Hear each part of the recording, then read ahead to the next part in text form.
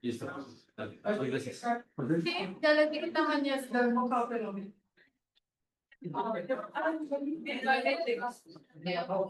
ahora la.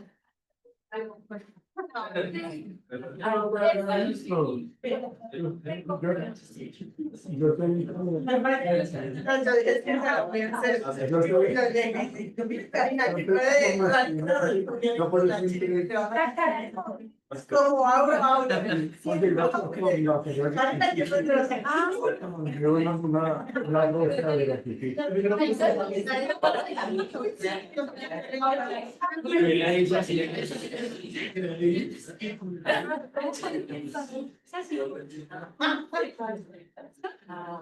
De los que entrego. Estamos hablando, por favor. Entonces, chaval, chingona.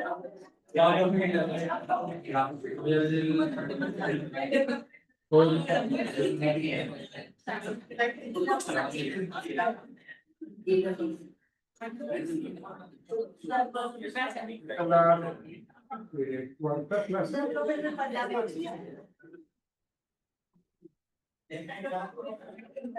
Ah,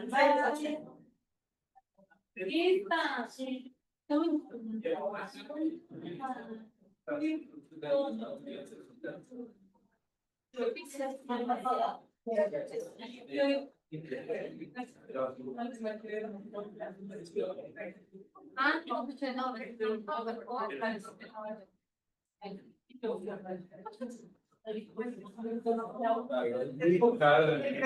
pero con la misma conexión.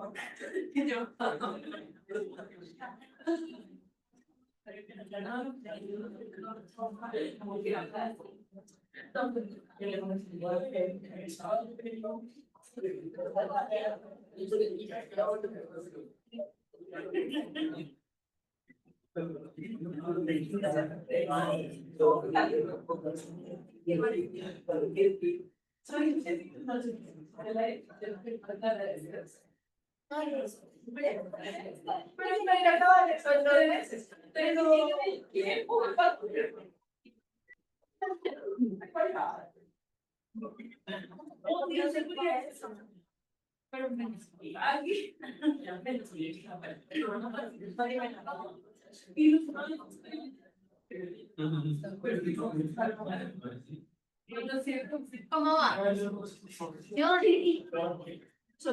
Yo también estás en cómo está.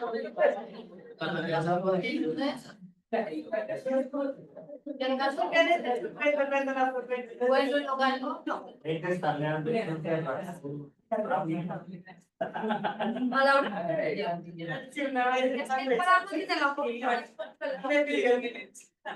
Pero ganó. Me pidió el mío. Esa yo se lo pasé y como ya. Tendremos que estar en la... La verdad,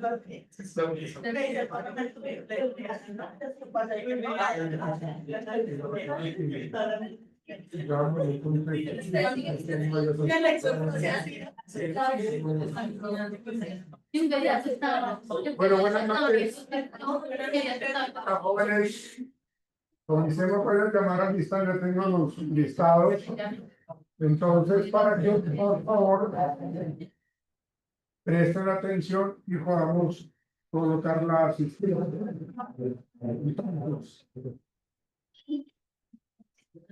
Linda, Susana, Volvió.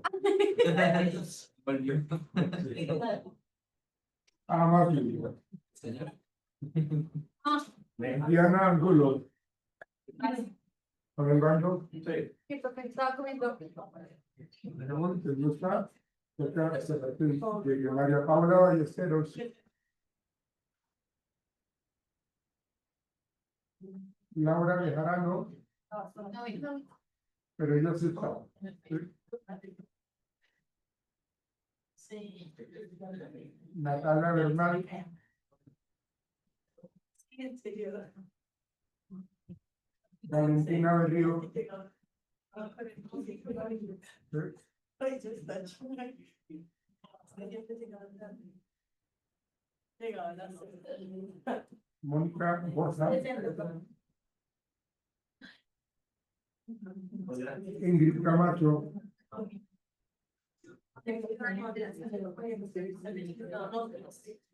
Tatiana Camilo,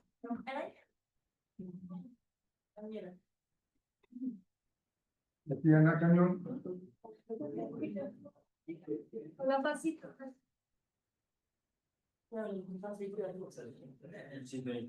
Laura Cárdenas, Laura Castillo, Gisela Castrillón,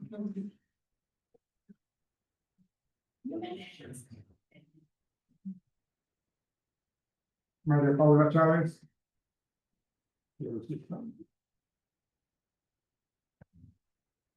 Alexandra Contreras,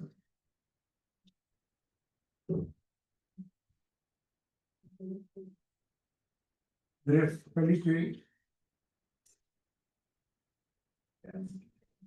María Valentina Díaz,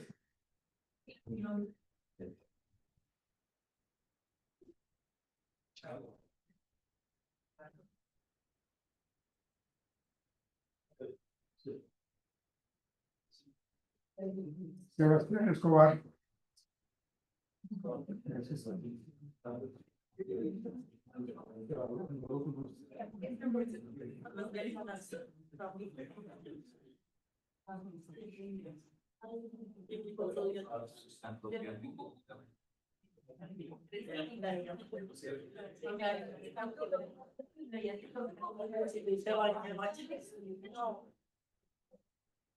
Oscar Farfán,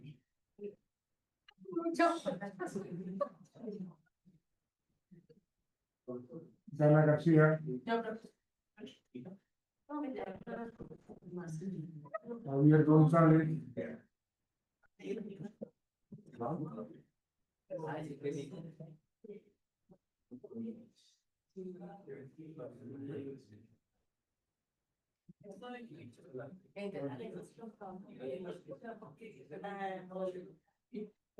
Laura Gracia,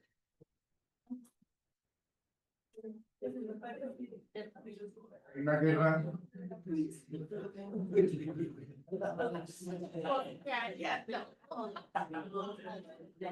Sandra Gutiérrez,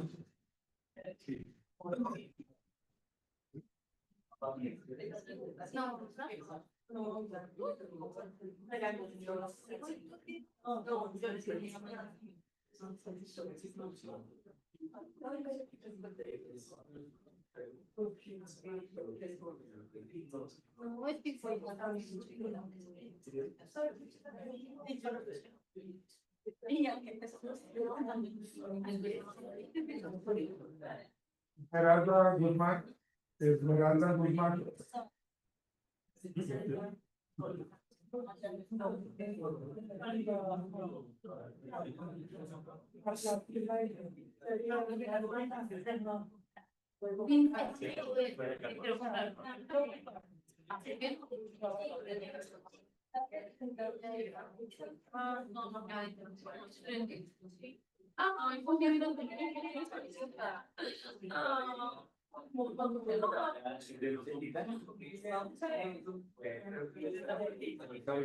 Karen Hernández,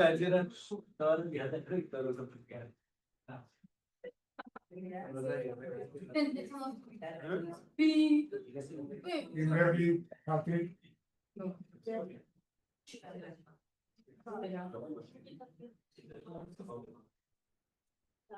¿Quieren probar este glass? ¿Quieren probar este glass? María José Laino,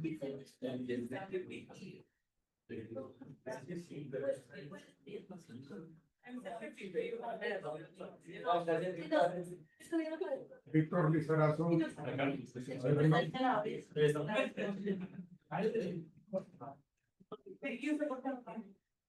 María Lozano,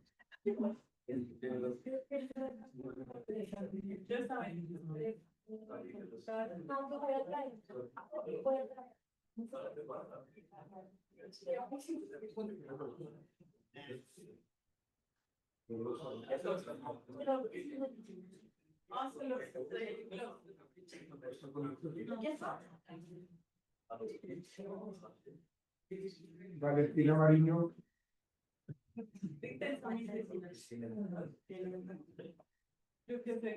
Alba Márquez,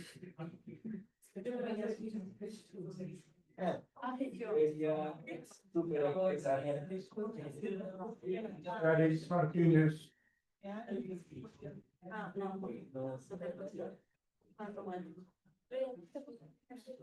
Sebastián Martínez, John Molina,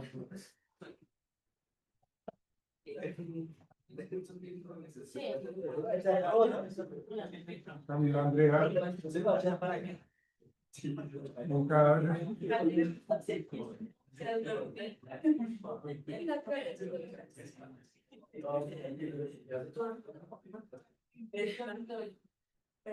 Fernanda Moreno,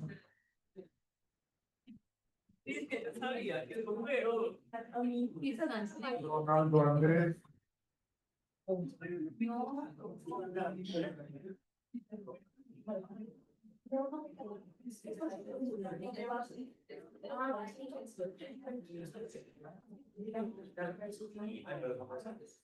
María Negre,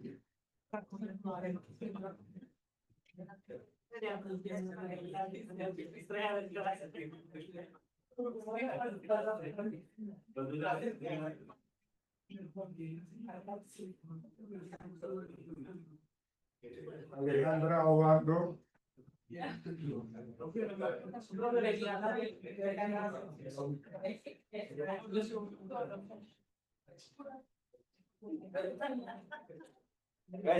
Daniel Preciado,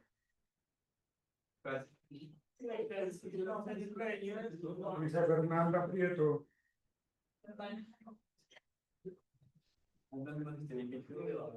Stephanie Prieto,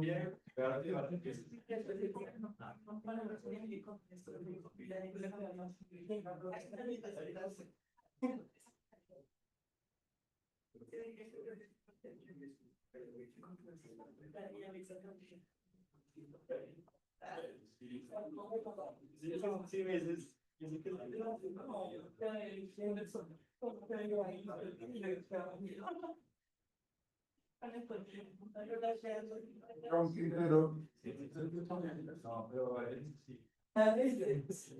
Armando Ramírez,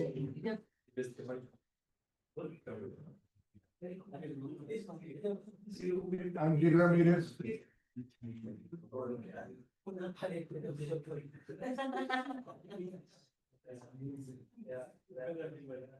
María Constancia,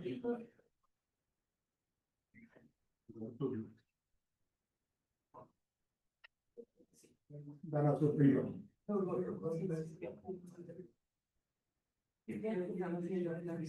Lady Rodríguez.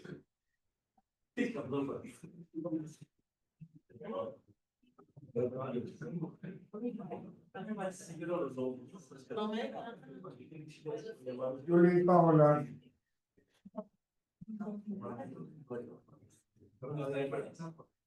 Karen Sánchez.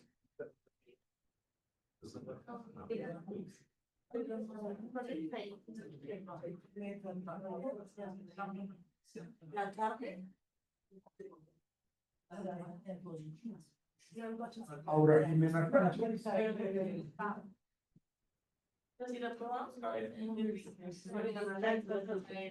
Angie Tondino.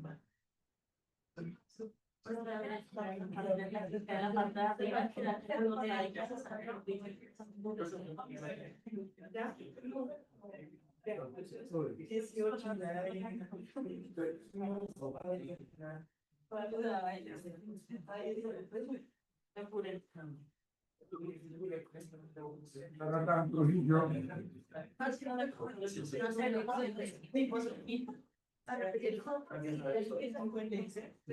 Señorita Lima.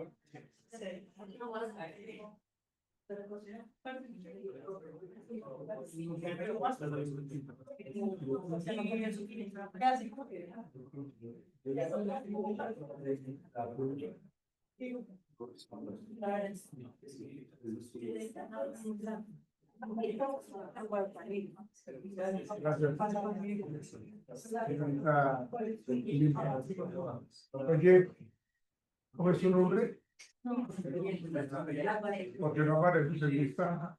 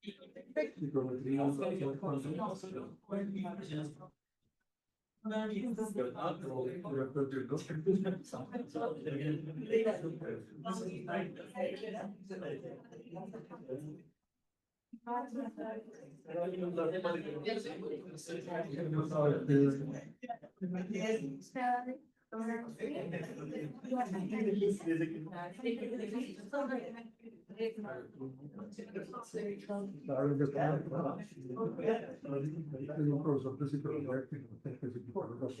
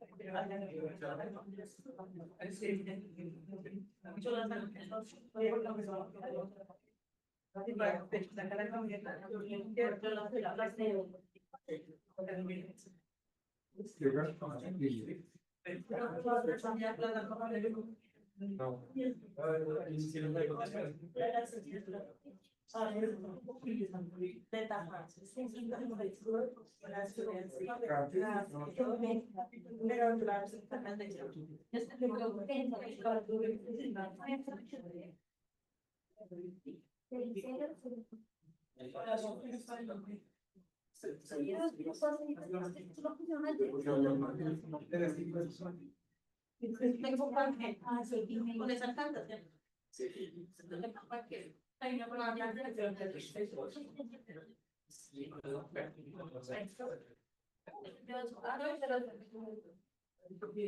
Bueno, comencemos. Se me ubican bien como una mezcla redonda para poder abordar los temas que teníamos para hoy de los autores. Por favor, Sofía.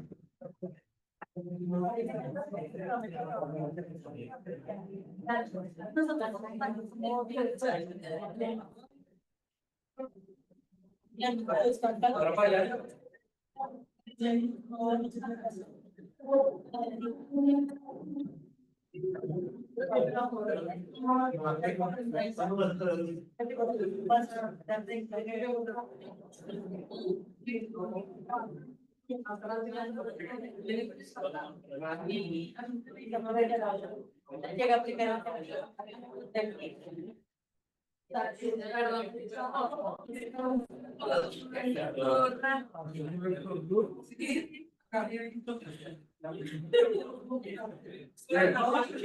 Ok, muchachos, presten la atención, por favor. Entonces, les voy a pedir el favor, voy a llamarlos por lista y vamos a ir abordando pues cada uno de los teóricos que le dan como los puntos de partida a lo que tiene que ver con la psicología organizacional, el comportamiento organizacional, todo el tema de el área de talento humano, que realmente es algo supremamente importante para las organizaciones hoy día.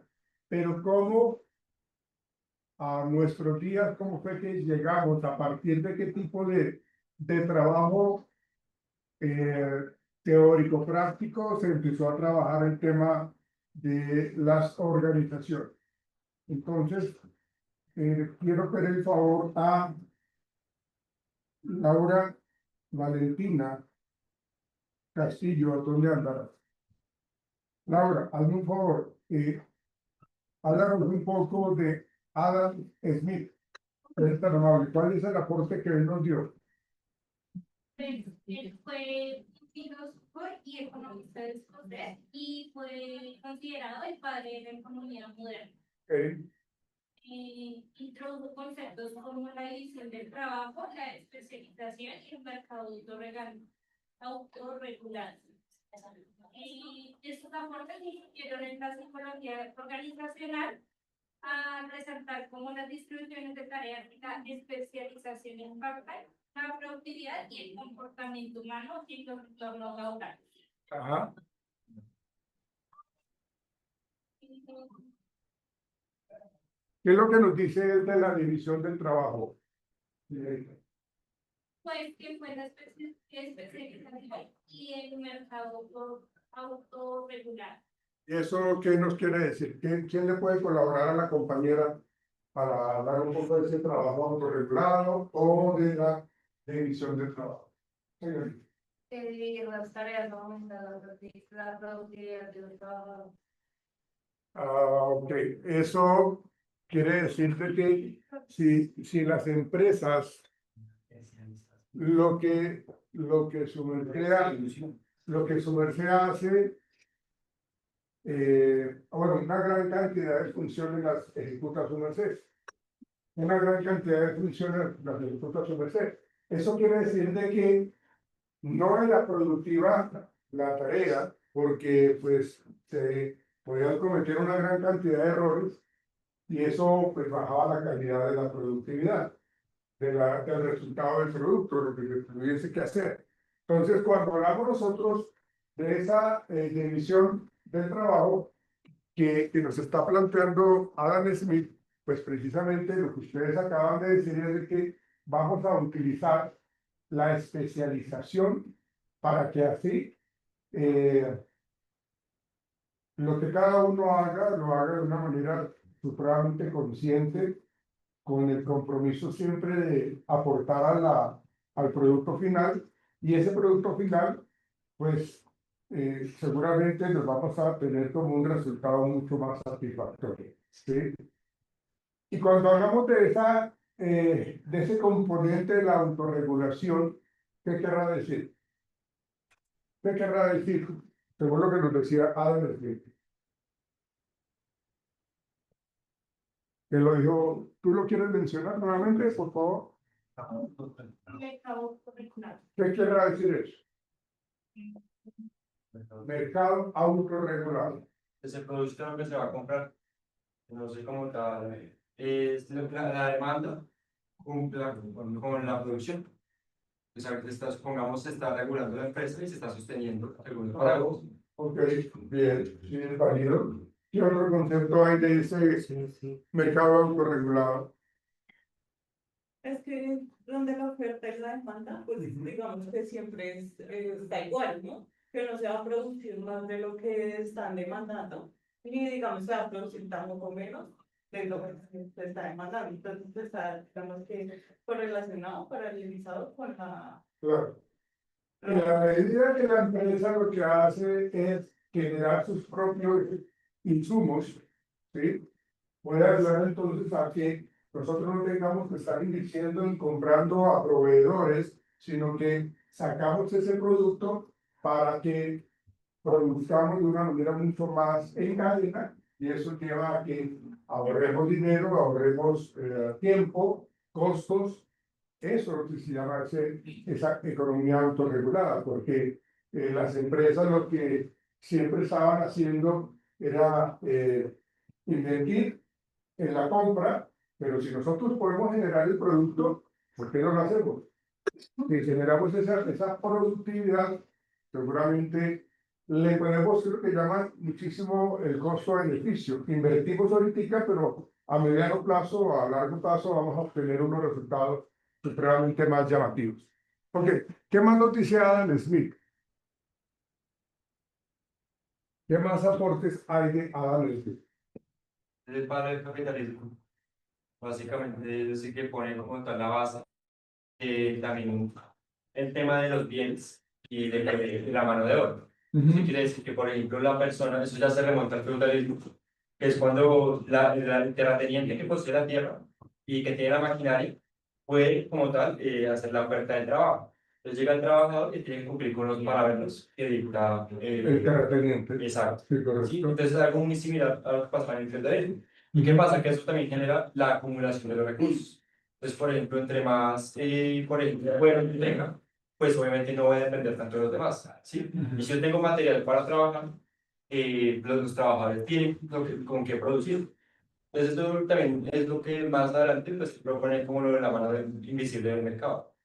Es el tema de que pues, en el libro de las teorías de las naciones, de la sustentación de las naciones, explica cómo hay naciones que se sustentan por largo tiempo, y otras que no, porque dicen que lo que pues, dice Carla, es el tema de que pues, no, si se está produciendo lo que se está demandando y se están comprando, o sea, de todo el trabajo de manera lineal perfecto, pues obviamente es una economía estable. Pero ¿qué pasa? Que pues, el modelo que plantea pues, también es del siglo XVIII. Claro, Y pues estamos hablando de obviamente, la historia. exacto, pues para ese momento era como lo último, ¿sí? Pero pues uno se pone a ver y también tiene sus pros y también tiene sus contras. Claro. Y en esta parte yo le agregaría también que lo que se está manejando allí es que el terrateniente es el que pues tiene la posibilidad de acrecentar o incrementar sus recursos, sus ganancias, sus tesoros, ¿sí? Porque toda la gente está trabajando para él. Y todos los productos que la gente que trabaja para él salen o son creados o generados por su trabajo, pues él los tiene y los guarda. En cierta manera lo que hace es como acaparar pues precisamente toda esa ganancia, ¿ves? Y en la medida que gana o obtiene esa ganancia, pues adquiere o incrementa su poder, ¿ven? Entonces es el poco poder adquisitivo que pueden tener los trabajadores de este grupo de terratenientes y la ganancia que tienen ellos a costa del sacrificio, del esfuerzo que tienen los trabajadores.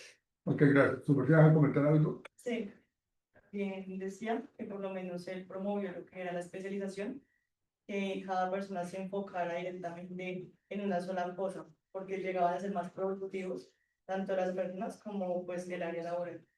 Sí, ok. Esto es lo que se habla de la división de trabajo, ¿no? En la medida que nosotros nos especializamos, preparamos a la gente, entonces eh, nos convierte en personas supremamente expertas en alguna actividad, en alguna tarea, pues igualmente la vamos a tratar a ver.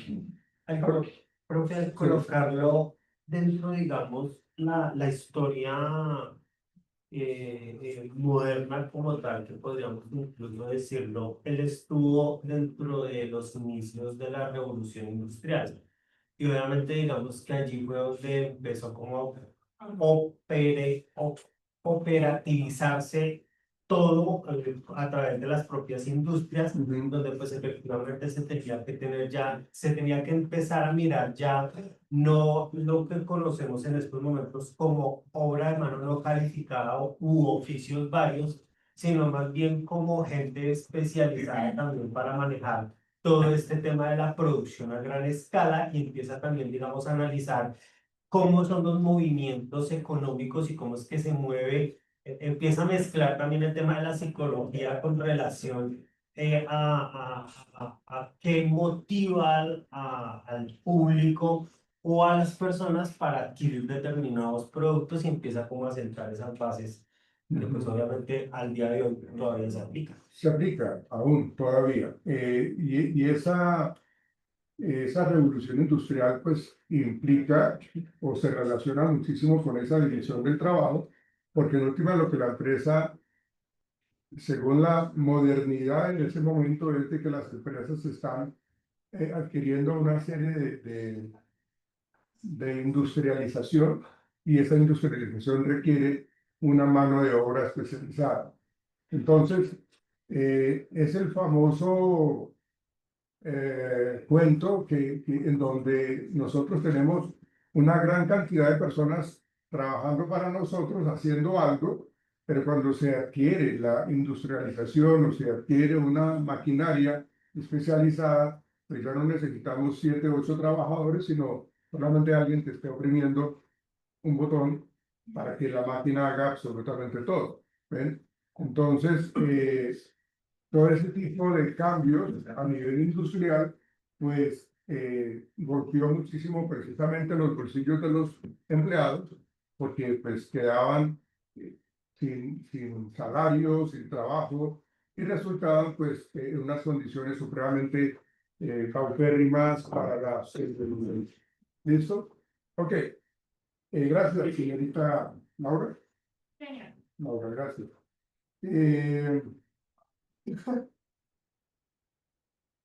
Mónica Borja. Mónica, háblanos por favor de Charles Babbage, el matemático. Sí, fue ¿Cuál es el aporte que él nos dio? matemático e ingeniero y fue reconocido por diseñar la máquina analítica. En 1832 analizó cómo la división de tareas, la eficiencia de las máquinas y la organización industrial podrían optimizar la producción.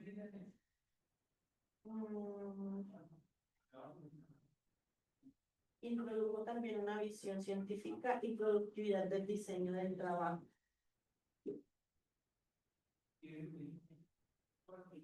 Pero sí como más relevante sobre el padre, ¿no?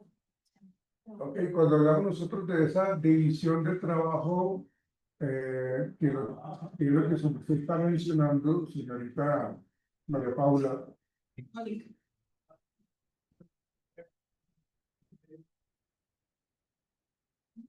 sí.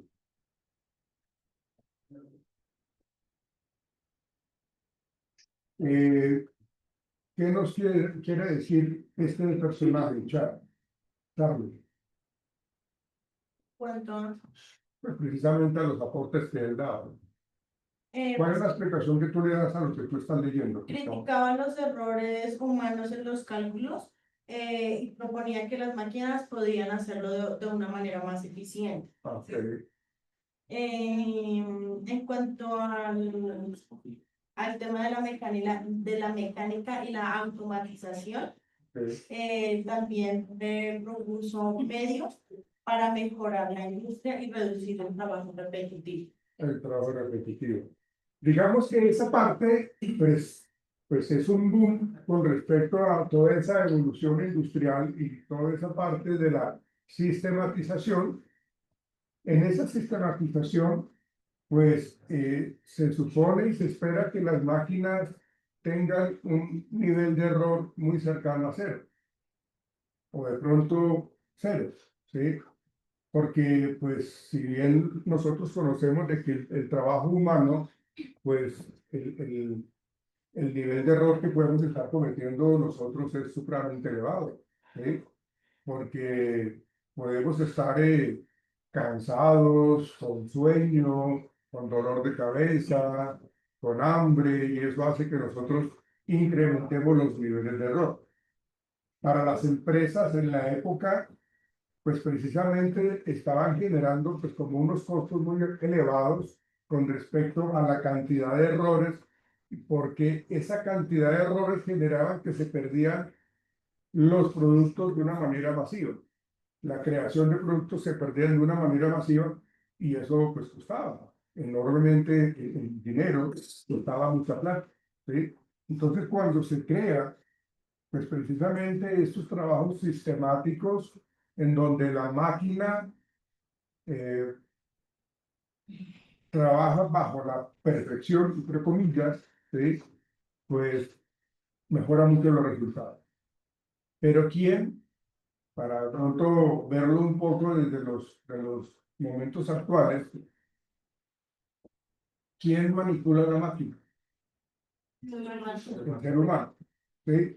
¿Quién le da la orden si nosotros vamos a trabajar en la computación? Nosotros estamos preparando, digamos, como ciertos comandos para que nos arrojen unos resultados esperados.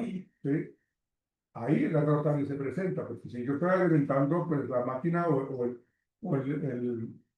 el computador de una manera errónea, pues entonces allí estaríamos faltando también a, a la productividad con calidad. Entonces, aunque la máquina sí saca resultados supremamente exitosos y satisfactorios, también está dependiendo de la ejecución correcta o incorrecta que hace o presenta la persona que maneja esa máquina. Entonces, fue un invento bastante interesante y completo, pero lo que querían ellos, o lo que quería este personaje, precisamente era disminuir lo que tiene que ver con el error en la productividad, disminuirlo. Que lo consiguió, sí lo consiguió, porque se veían los resultados de éxito a mediano plazo. ¿Sí? Y eso, volvemos al tema anterior, de que hacía de que las personas tenían que ser retiradas del trabajo porque ya no eran necesarios, ya no eran, o sea, no son indispensables, entonces simplemente los despedían y chao. Y en esa época era supremamente diferente a lo que es hoy, ¿sí? Si hablamos del despido, hoy día se tienen que dar en unas condiciones bastante claras con respecto al motivo del despido, ¿sí? Y bajo unas características de liquidación de la parte salarial para que la gente, pues, se le dé lo que se merece de una manera hablando laboralmente. ¿Sí? Bien, ¿algo más de este personaje que quieran aportar? Pues que también hizo como el análisis entre productividad y entre, digamos, como disminuir costos, ¿no? Sí. Y como también, como Adam Smith, que también decía que tocaba pues dividir también el trabajo en más partes más pequeñas para así aumentar la productividad. ¿Sí? Entonces él también hizo mucho pues también en la maquinaria, ¿sí? Y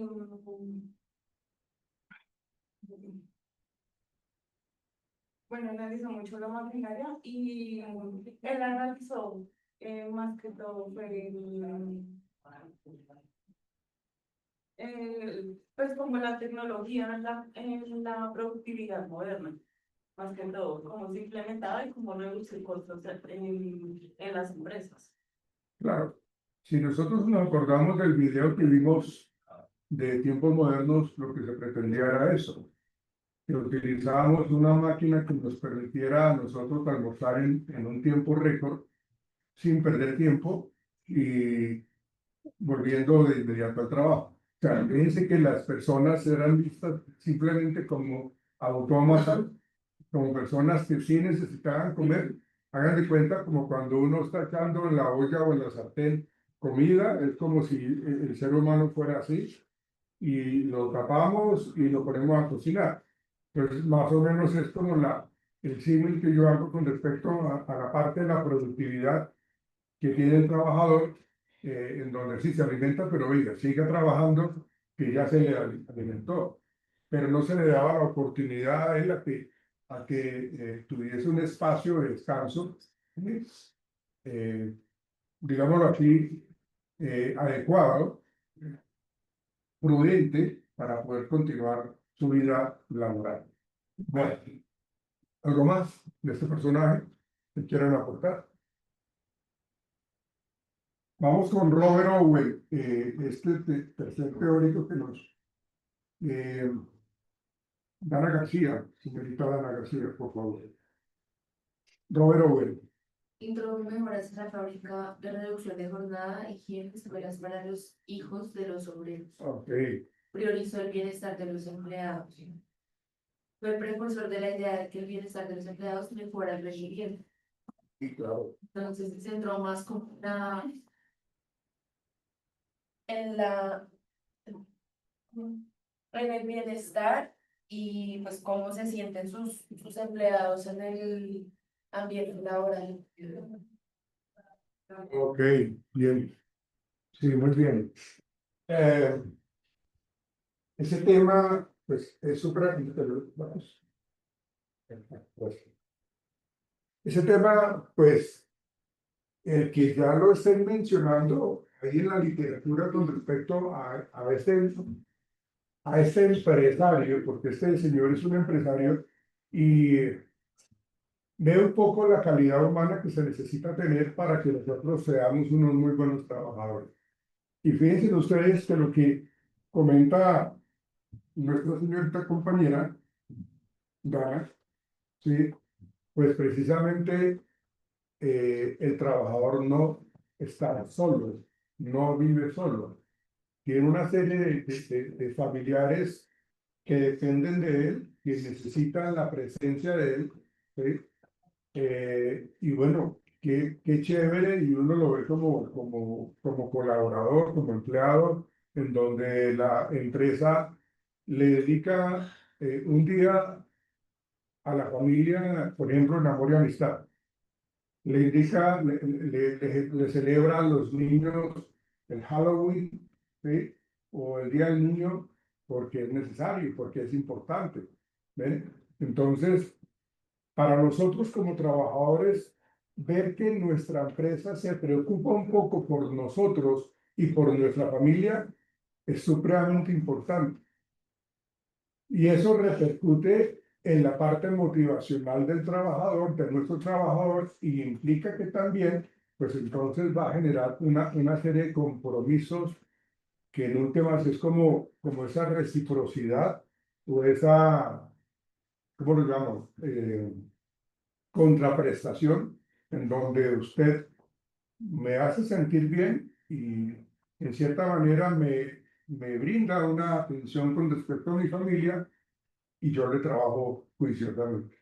O sea, yo me comprometo, me puedo quedar unas horas más o unos minutos más después de la hora de salida, pero lo hago porque tengo un compromiso con la empresa. Y eso es como esclavizante, ¿no? pero, es como un mensaje así directamente de que pero, así se va quedando, así se va sí, llegando. claro, pero antes, por eso no se menciona antes, porque antes simplemente venga usted a trabajar, no me interesa si usted tiene una familia, no me interesa si usted o no está enfermo o su familia o esposa está enferma, usted venga a trabajar. No que tengo que irle porque mi hijo sufrió un accidente. No me interesa, no me interesa. Perdona. Entonces, bajo esas características, este enfoque que nos plantea Robert Owen precisamente es un poco más humanista, pensando en que nosotros cuando logramos sentir que nos tienen en cuenta como seres humanos y a nuestra familia, pues nos sentimos supremamente mucho más motivados. Y es por eso digo yo que es como una respuesta de parte mía hacia la empresa de trabajarle un poco más, ¿sí? Estoy seguro que si nosotros estamos en una empresa porque nos toca trabajar y la empresa jamás se manifiesta con dar una ancheta en Navidad, jamás se preocupa por de pronto tener pues esas celebraciones de fin de año, lo que sea, pues entonces no me interesa, no les interesa la familia o mi familia, entonces simplemente no me quiero más adelante porque no lo voy a hacer. No me siento comprometido de esa manera. No lo veo como que sea algo más de explotación, porque es más a nivel voluntario, ¿sí?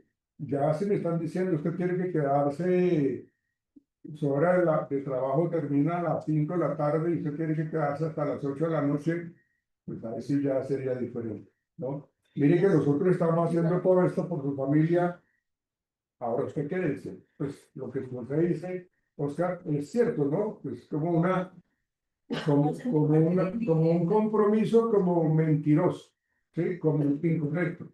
Pero ahí estaremos hablando de ese abuso hacia el trabajador. Como si iba a comentar algo, ya te doy la palabra.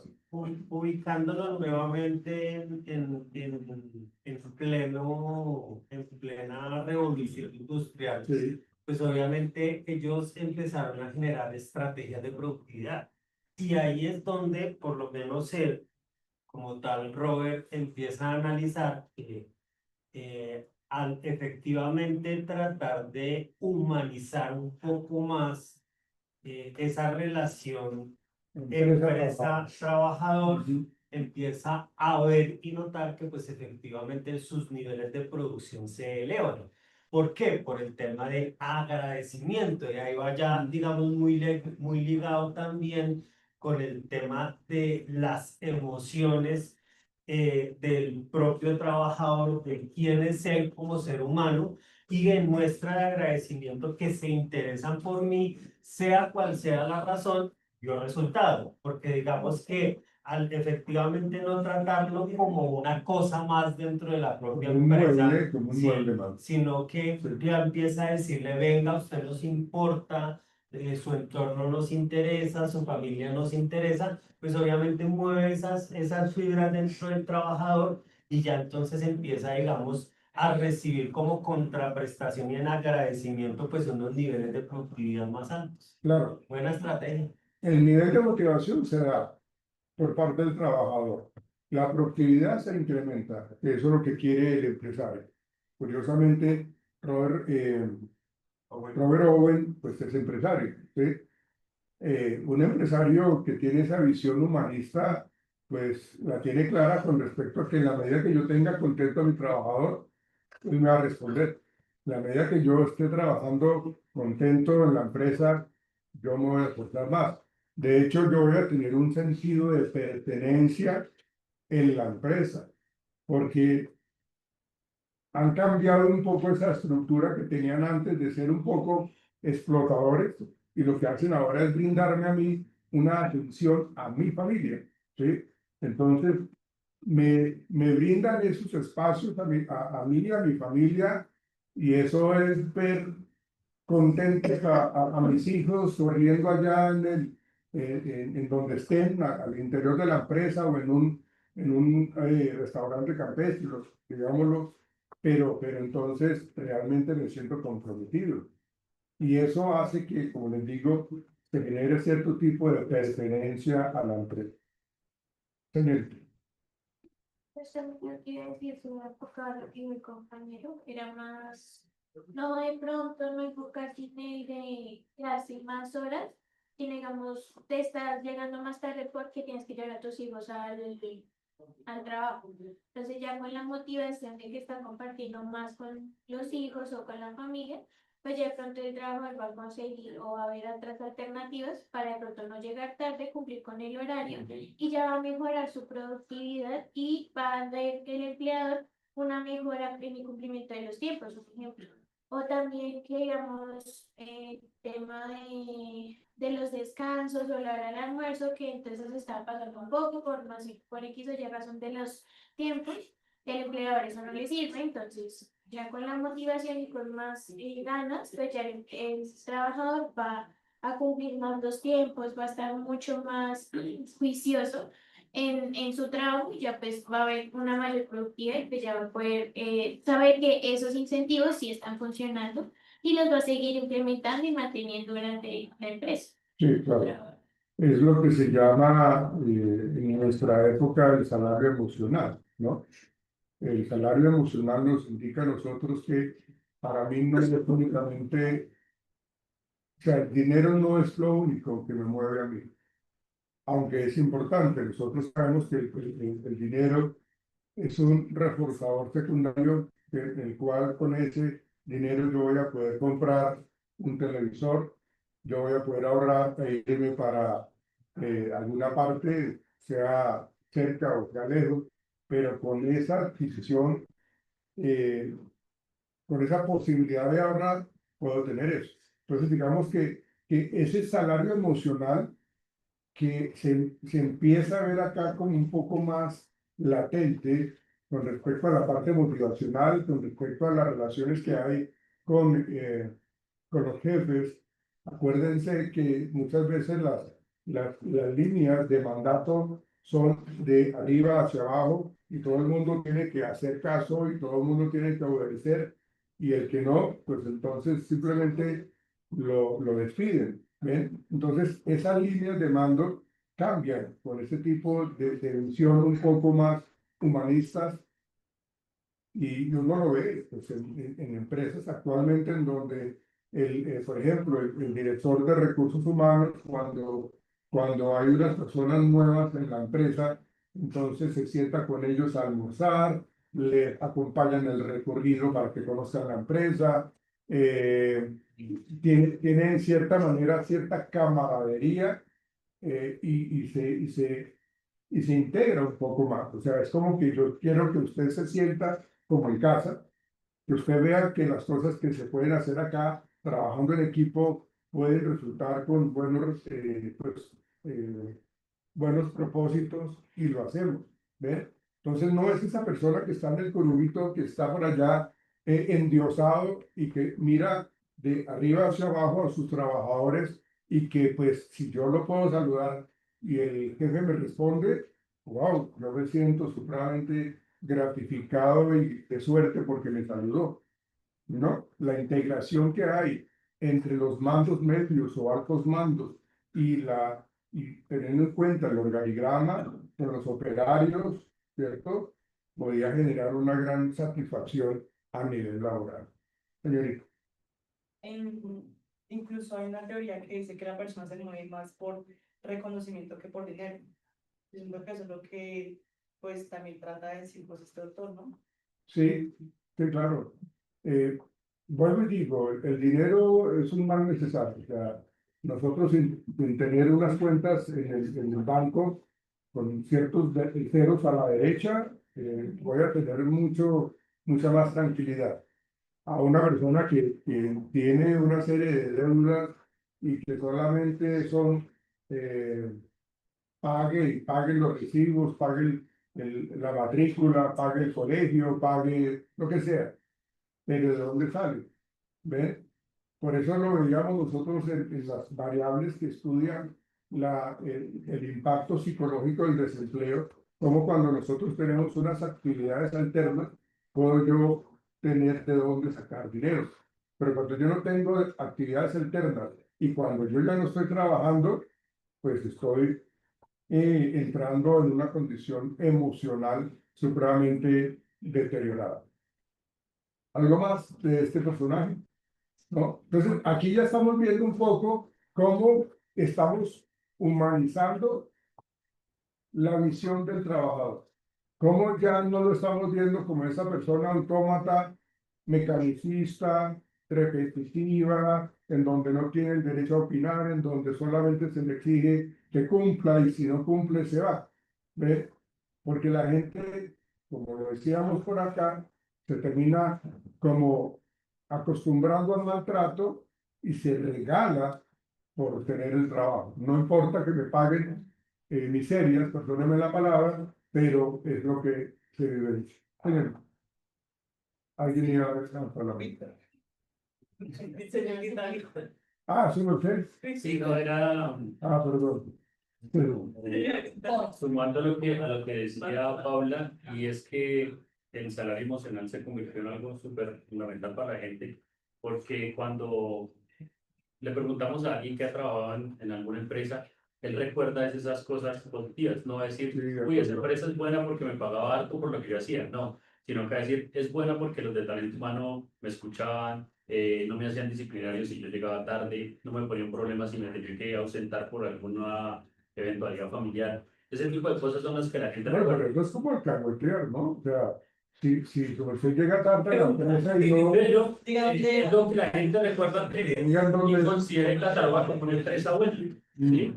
Hay multinacionales que dan demasiados beneficios que quizás se puedan interpretar como alcahuetería, pero es una forma de consentir y de retener el talento humano. Lo que pasa es que lo hacen de una manera diferente. De pronto no es que haya una serie de conductas, consecuencias, si hablamos un poco del condicionamiento operante, que es conducta, consecuencia, conducta que es positiva, me lleva a la felicitación, al castigo. Digamos que lo manejan de una forma diferente, ¿no? Eh, ¿Cómo lo manejan? Si nosotros vemos un poco la psicología, hablando del conductismo y hablando un poco de los programas de reforzamiento que creo que ustedes ya lo han visto, lo han aprendido, como si usted me llega durante 5 días muy puntual, usted es acreedor de, no sé, de ciertos beneficios, ¿no? La semana entrante usted puede salir de lunes a viernes, puede salir al mediodía, por el solo hecho de haber cumplido su cita, su horario. Pero si usted también llega 5 días tarde a la empresa, pues entonces, o sea, no lo estamos sancionando de una manera inmediata, pero sí le estamos diciendo, vea, por 5 veces que usted me llegó tarde, usted entonces ya no va a salir a las 6 de la tarde, sino va a salir a las 8 de la noche. O no va a entrar a las 7 de la mañana, sino va a entrar a las 6 de la mañana.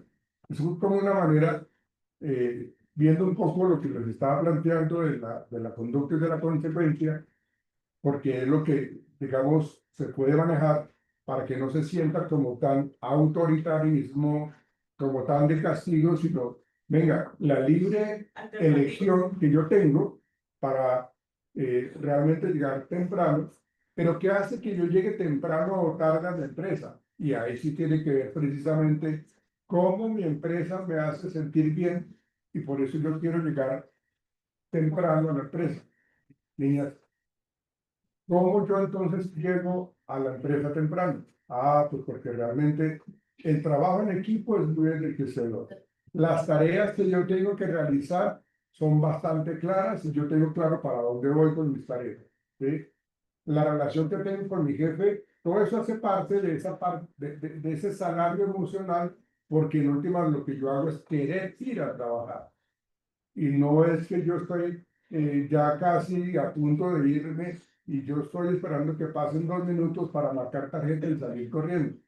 No, no lo hago. Realmente no me importa salir 10 minutos más tarde del horario normal de salida porque tengo que terminar lo que tengo que hacer. Es que no lo hago porque me toca, sino que es un compromiso por mi trabajo y lo mantengo de esta manera. ¿Alguien había levantado la mano? Sí, una vez, pues, yo tuve una empresa donde me pagaban por llegar temprano. pagaban 150.000 mensuales. Y la Ah, semana, bueno. por ejemplo, se dividía por semanas. Entonces, por ejemplo, si tú llegabas tarde un día a la semana, ya perdías el bono de la semana, ¿sí? O sea, por un día que llegas, ya no te ibas a participar. Ya, por eso era como de a 30.000 pesos, no sé cuántos. Sí, Pero, exacto. pero no le quitaban el sueldo, porque el sueldo Ah, no no, estaba, no, ¿no? no. Sentido adicional. Sí. Por llegar temprano. Entiendo. Y también daban, por ejemplo, el tema de la misma campaña, sentido dentro de del día, ¿no? Entonces, por ejemplo, la persona que llegara a tanto porcentaje podía ser temprano, se ganaba, no sé, un almuerzo, un desayuno, un paquete de papas, Lo cada que quien sea. pone Sí, almuerzo, correcto. lo que sea. Pero era precisamente por eso, ¿no? Pero es el tema como de lo que pues también dice, ¿no? O sea, en qué momento uno está yendo a trabajar porque uno quiere y o porque lo están premiando por ir, ¿sí? Sí. Porque, por ejemplo, a pesar de eso, yo igual llegaba tarde. Ah, Es igual, es el hecho de que a veces llegaba tarde un minuto y ya sabes, ya para que yo llegar temprano en las clases, ya me lo entienden. O sea, yo no llegaba habría, tarde. eso que mencionas, habría que mirar, hacer un estudio bastante profundo y concienzudo con respecto a, venga, la empresa quiere que yo llegue temprano y por eso me motiva con premios. Pues ahí tras bambalinas hay una serie de cuestiones que no están bien. O sea, no estoy yendo porque realmente me motive ir a trabajar, estoy yendo prácticamente por los premios que me puedo ganar. ¿Sí? Lo que te digo, cuando yo llegaba tarde, yo para que iba después de las para allá, me iba a tirar el bono. Ah, ok. Yo llegaba tarde, O sea, eso tiene su ahí. Claro. Señor. Recogiendo, digamos, un poco de lo que Adam y Charles decían, o digamos, en sus teorías manejaban, entonces traen los conceptos de especialización y división de tareas. Y aquí hay un asunto, y es que, digamos, que la necesidad del ser humano lo lleva a hacer cosas que en principio no quisiera hacer, ¿cierto? Entonces, digamos que cuando yo tengo la necesidad de un trabajo, porque las cuentas me abruman, etcétera, etcétera, yo me regalo y yo hago lo que tengo que hacer. Entonces, inicialmente la necesidad termina siendo la motivación para hacer las cosas. Ahora, para lograr la especialización y la división de tareas se necesita de capacitación. Y entonces las empresas, más para más para para estos tiempos, incluso ahorita, digamos que eso se repite, ¿no? Requieren de unos periodos más de prueba, son de capacitación de los empleados para que trabajen en determinadas áreas productivas. Y entonces son 2, 3, 4, 5, hasta 6 meses de inducción para que el trabajador logre ese estándar de manejo adecuado de esa determinada máquina. ¿Qué sucede? Que el ser humano de por sí pierde muy rápido la motivación con relación a lo que está haciendo, a las tareas que está haciendo, y por más bueno que sea el trabajo, tiende a aburrirse. Y al tender a aburrirse, pues efectivamente se baja la motivación y empiezan también el tema de las deserciones laborales. Y una persona que, digamos, una empresa que ocupa 6 meses para capacitar a ese trabajador y que al mes séptimo le diga chao el amigo porque me voy para otro lado, ya son pérdidas que tiene efectivamente la empresa. Ahí es donde viene Robert y dice, venga, aquí toca es, tratemos de entonces mirar a ver y si empecemos a buscar estrategias motivacionales para mantener y sostener la motivación del trabajador y que el trabajador no se me vaya. Porque aparte de eso, pues yo no soy el único que estoy produciendo o sacando al mercado o con determinada línea de producción, sino que tengo competencia y entonces el talento humano que yo tengo en estos momentos se me puede estar yendo para otro lado y digamos que empieza a haber algo muy interesante que es el tema de qué forma yo como empresario puedo hacer que mis trabajadores se empiecen a sentir más cómodos, más motivados y entonces ya empezamos a verlo como volvemos otra vez a repetir lo mismo, usted tiene familia, entonces le ayudo con el bono estudiantil, le ayudo venga el regalo de Navidad, venga el tema del día de familia, etcétera, etcétera. Y eso en sí lo que decía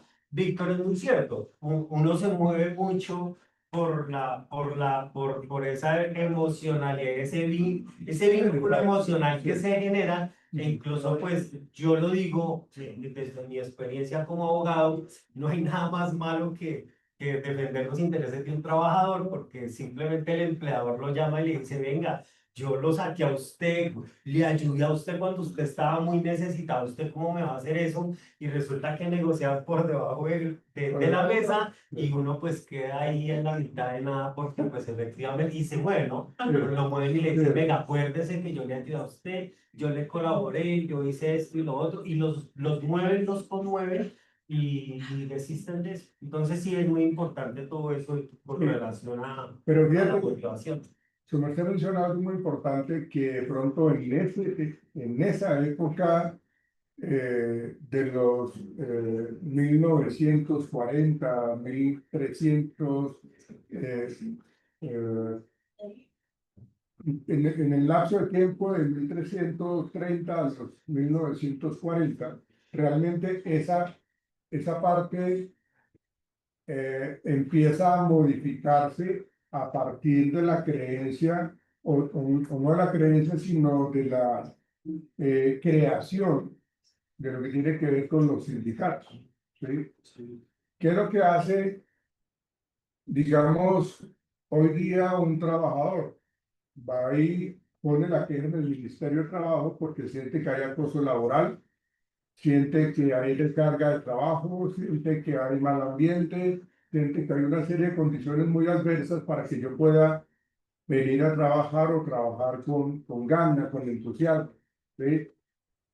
En esa época el trabajador no tenía ningún tipo de representatividad, no había nadie que velara por los derechos de ellos. Entonces, al sentirme totalmente desamparado, al sentirme totalmente abandonado a mi suerte, simplemente lo que yo tenía que hacer era hacer caso, ¿sí? Y terminaba yo con una carga emocional, con un nivel de estrés. Digamos que el estrés laboral en el Código Sustantivo del Trabajo ya se califica como una enfermedad profesional. ¿Sí? Antes no se veía así, pero ahora de hecho la gente hoy día se incapacita por estrés. A la gente, en mi experiencia como psicólogo clínico, a mí me llegaban a mi consultorio una serie de pacientes en donde el nivel de burnout era supremamente, bueno, si yo digo burnout es porque es muy elevado. ¿Sí? Entonces esas condiciones adversas eran generadas en el entorno laboral. Y ese entorno laboral, pues hoy día hay una rama de la medicina que es la medicina laboral, en donde toda EPS debe tener un médico laboral para que vaya al sitio de trabajo y haga una evaluación de cómo es el ambiente de trabajo.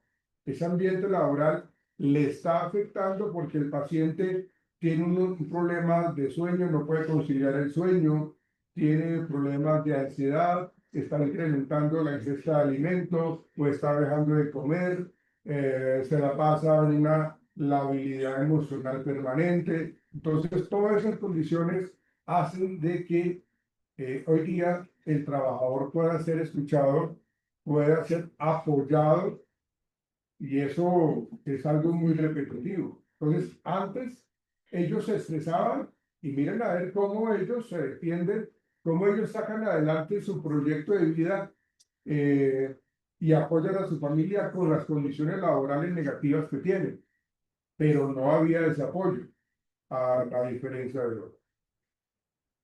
Profe, con respecto a eso también, aunque pues se puede ver que pues nosotros los jóvenes, la mayoría no podemos conseguir trabajos que no sean en un call center. Y los call center como que no les importa si hay rotación de personal, no les importa si está enfermo, no les importa si no, o sea, no, literal sigue siendo un elemento para ellos. Ellos no se interesan con los que estamos, no se interesan por el bienestar del trabajador. Digamos, eso también debería ser como de un enfoque de estudio, como que ya jota joven uno y ya que uno ya presente como signos de burnout. Porque si de verdad esas empresas lo único que les interesa es que contesten la llamada y cumplir con el cliente, que es la campaña que manejan, pero no les interesa, a algunos no les interesa ni el bienestar de pronto darle a cada trabajador una diadema.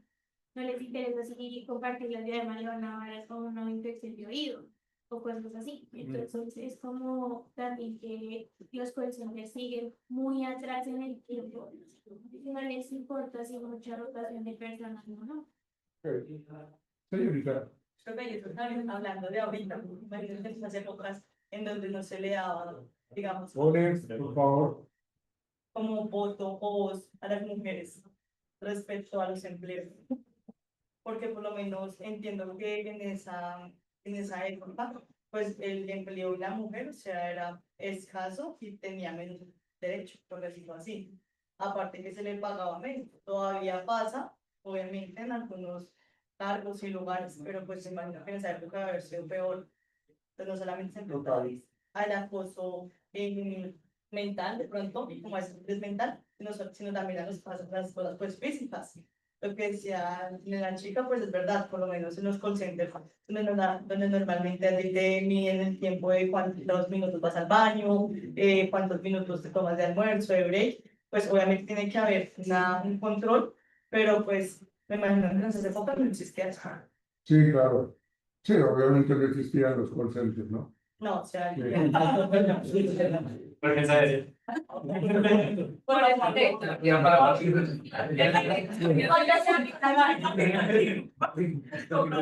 Bien, ok. Sigamos con Freddy Taylor, por favor. Vamos con Víctor. Víctor Alfonso. Vamos, Víctor. Freddy Taylor. ¿Qué nos dice Freddy Taylor? Vos.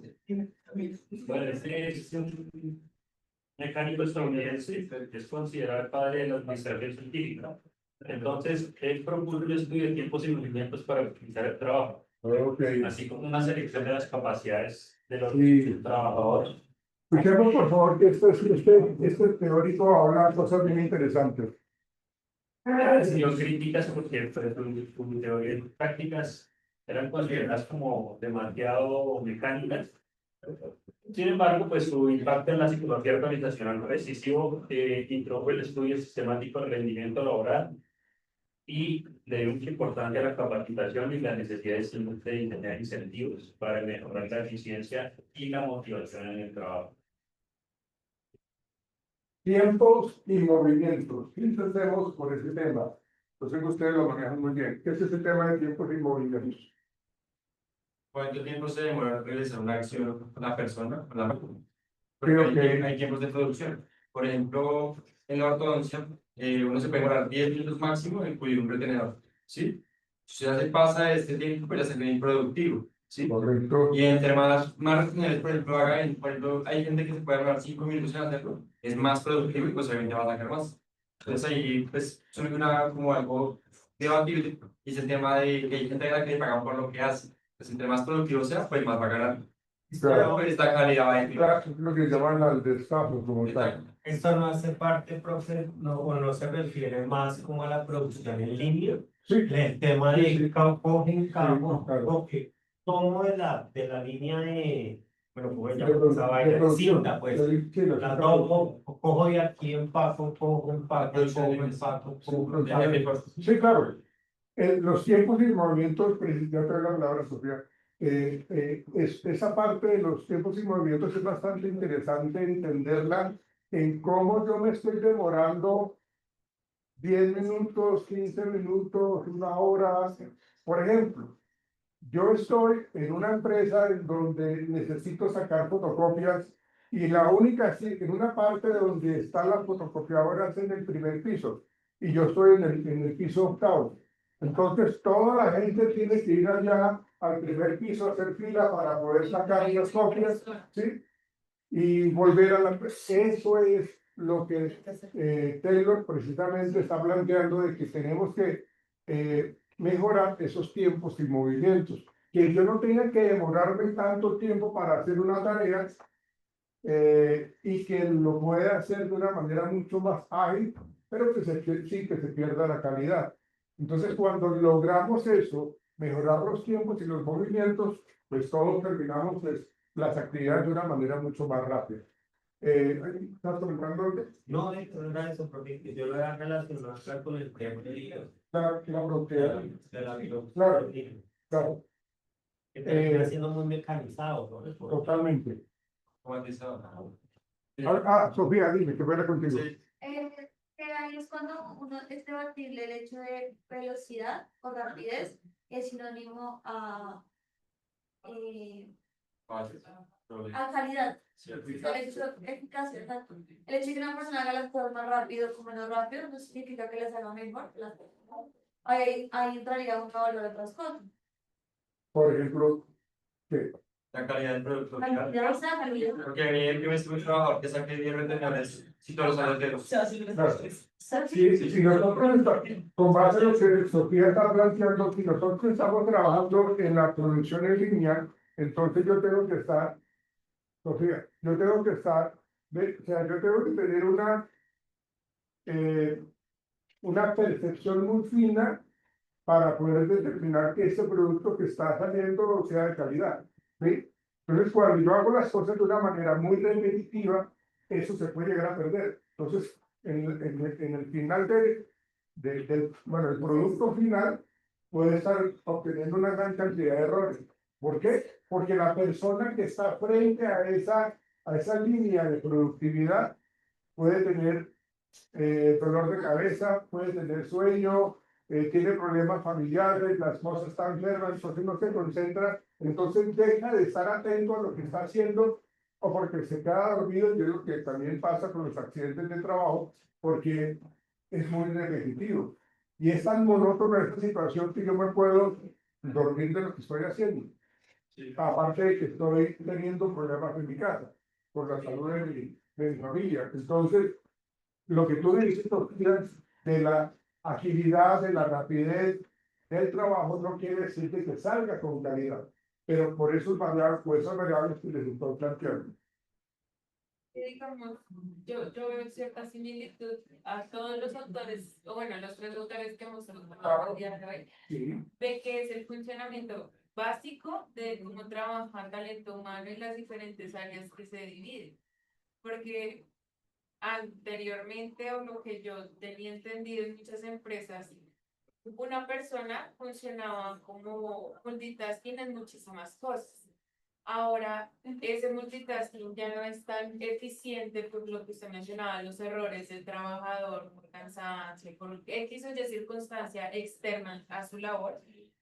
Y digamos que ahorita en mi trabajo, eso que ha generado que, digamos, la capacitación de las personas sea así, mucho más corta, pero el conocimiento frente a todo el proceso que abarca no es un trabajo en equipo. Cada uno trabaja por el bienestar de cada uno porque yo no tengo conocimiento de lo que está haciendo el otro y de lo que está haciendo el que está atrás mío. Y si no tengo conocimiento, pues yo trabajo por mí, pero no ven como el exterior de que todo tiene que ir de la mano, porque si este no hace eso y no me lo pasa en el tiempo, yo no se lo puedo dar al siguiente y así sucesivamente. Y siento que esto que estamos hablando, pues para mí acá en Colombia está muy idealizado, porque pues claro, en un mundo ideal, una empresa perfecta, vamos a tener bienestar, seguridad y salud en el trabajo, pues, pausas activas como debe ser, la división correcta del conocimiento del proceso general de la empresa y los tiempos que se van a conllevar, todo eso no pasa. O por ejemplo, en mi empresa no sucede. Mira que tú mencionaste algo. Los operativos son muy amplios. Sí, O sea, yo que he manejado, digamos, con la. Yo he manejado un call center y ahí eso mira. Sí, lo pico.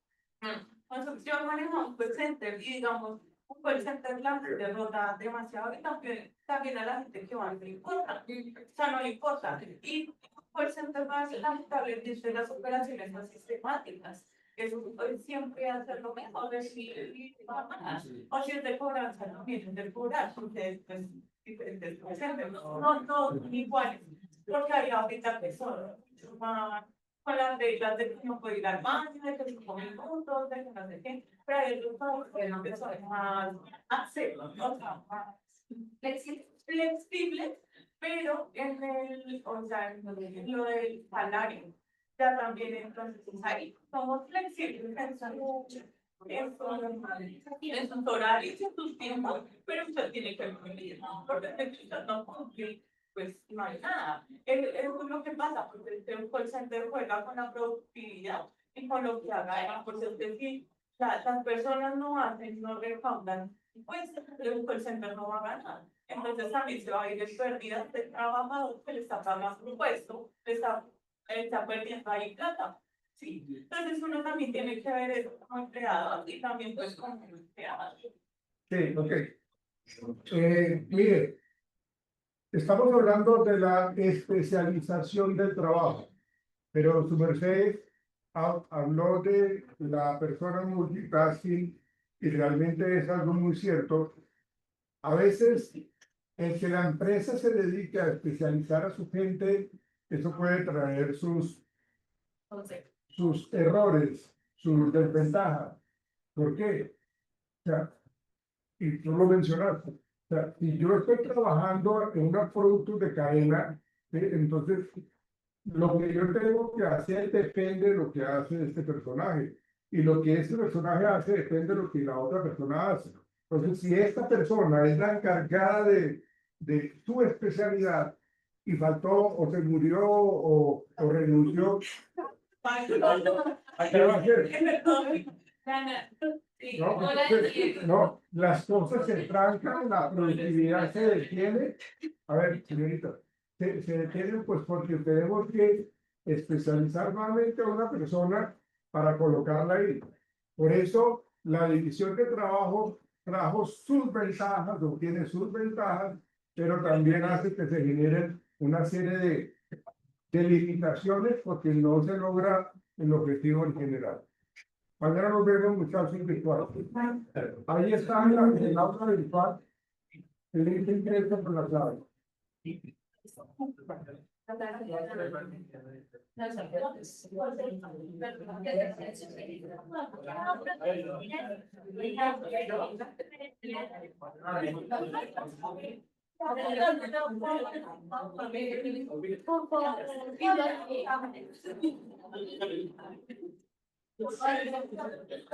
Perdón, ya lo han dado. Hace rato, ya, me conoce, sí, me conoce. ¿Pasó el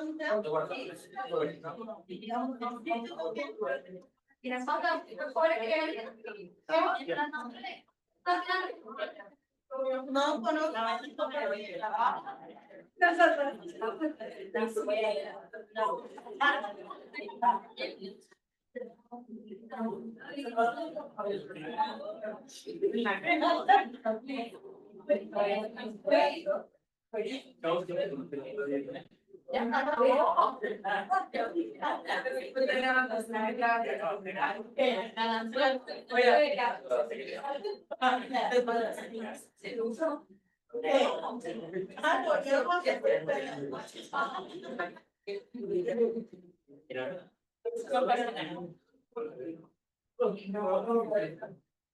Ya cambió. Ya cambió.